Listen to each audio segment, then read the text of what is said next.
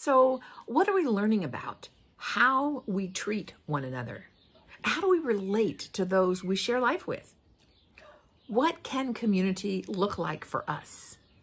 Do we have the community that we want to live in? Or do we want something different? Do we want to have more, richer, more authentic, tender, intimate, supportive? I mean, let's be honest with ourselves. What are we looking for? Paul has an idea to run by us, to encourage us, to challenge us, to empower us, and to inspire us. Romans 12:14-16. This is the J.B. Phillips translation. And as for those who try to make your life a misery, bless them. Don't curse, bless.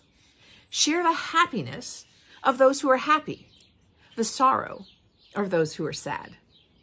Live in harmony with one another. Don't become snobbish, but take a real interest in ordinary people. Don't become set in your own opinions. So what do you think? How does this sound? Sound like the community that you want to be a part of?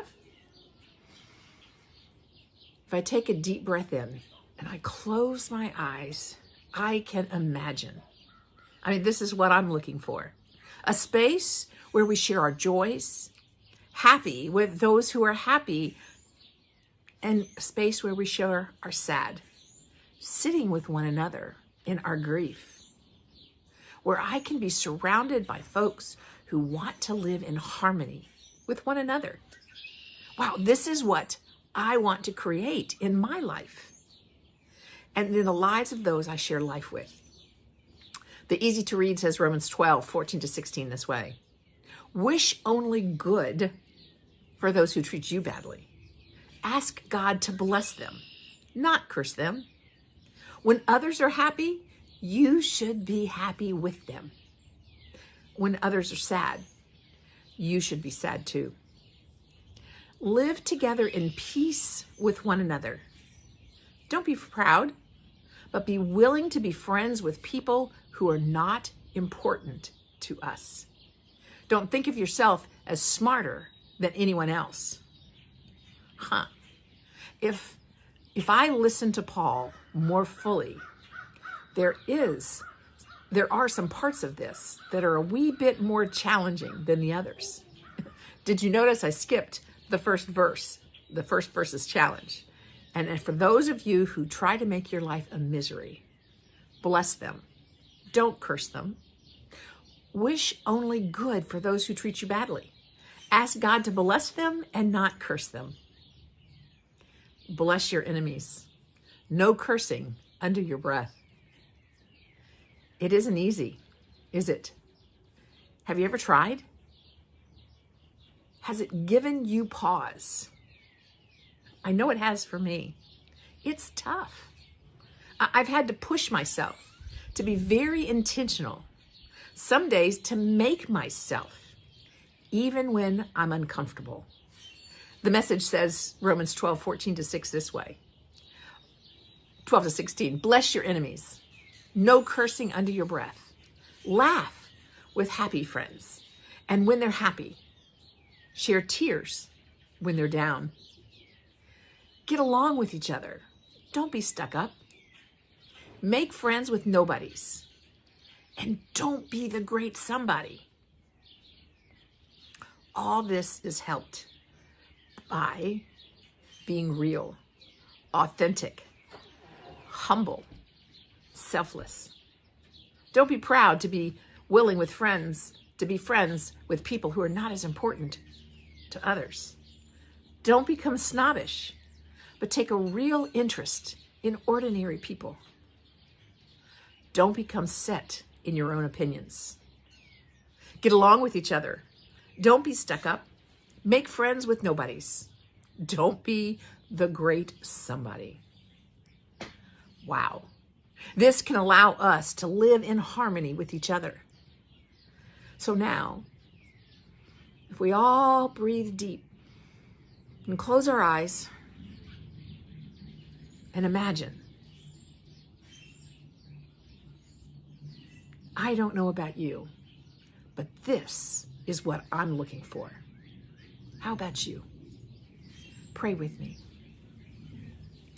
Gracious God, sometimes the lessons that we learn, the words that are shared by your disciples, by your Son, by you are challenging. They aren't easy to do. They aren't easy to follow. We are to love everybody, always. And you mean everybody. Those who give us a hard time, those who put us in a difficult place, those who are shunned or shun us, those that we think are below us. May we never think we are better than another, because we are all your kids. Help us to make peace with those that we struggle with. Help us to share love and encouragement with everyone around us. May we find harmony with one another. May we make harmony with one another. May we nurture harmony with one another. May we build harmony with one another. Won't happen all by itself. We need to be intentional. So give us the courage. Allow your Spirit to remind us and to nudge us when we need to listen and live life differently. Thank you for loving us wherever we are. Amen. Now, Kathy, I invite you to help us with a breath practice that will allow us to breathe in and breathe out, and maybe make space to imagine what kind of community we want to be a part of. Thanks, my friend. It's 91 degrees and 11 a.m. as I record this in Manatí, Puerto Rico. So as we all deal with a climate change where we're including lots of temperature rising, including the seas, wherever you are seeing this, here's a cooling breath that's named after a village in southern India, Sitali, that only has 3 seasons: hot, hotter, and hottest. So here we go. Go ahead and take yourself into a sitting position where your spine is lifted and your shoulders dropped. Bring relaxation to your face. And then slightly open your lips and allow your curled tongue to come through your lips. If you can't curl your tongue, just allow your teeth to lightly touch. And what we're going to do is we're going to inhale either through curled tongue or through lightly touching teeth, and then close our lips and exhale through nose. So go ahead and inhale, close teeth, and exhale through nose. Inhale, exhale through nose. We'll do 3 more. Inhale, exhale through nose. Inhale, exhale through nose. And 1 more. And just allow your breathing to come back to its natural place and feel the effect of cooling on your body.